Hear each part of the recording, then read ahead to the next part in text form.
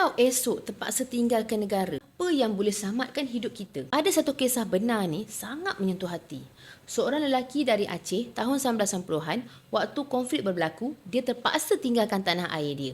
Nama dia dah disandar hitamkan. Tak boleh bawa duit banyak. Tak sempat nak fikir apa-apa. Yang dia bawa cuma 20 gram emas pemberian ibunya. Itu je. Sampai kat Malaysia, emas tu dah yang jadi penyelamat beliau. Tak perlu tukar mata wang. Tak perlu risau nilai jatuh. Dia gadaikan je emas tu, jadikan modal untuk mulakan hidup. Dari kosong sampai berjaya bina bisnes, bina keluarga, bina kehidupan baru. Dan yang paling luar biasa, emas yang sama tu, dia tebus mula. Sampai hari ni, masih lagi ada dekat tangan dia. Cuba fikir sekejap.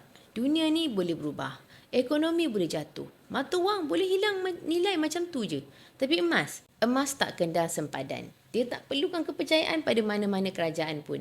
Di mana-mana pun, emas tetap bernilai. Inilah duit sebenar dunia. Soalan dia, kalau sesuatu berlaku, apa aset yang kita ada untuk lindungi keluarga kita? Kalau belum ada, mungkin dah sampai masa kita mula. Tak perlu besar. Mulakan sikit je dulu. Saya boleh bantu tunjukkan cara mula simpan emas dengan betul, step by step. Isi borang, kita mula sama-sama. Emas, pasport kekayaan kita semua.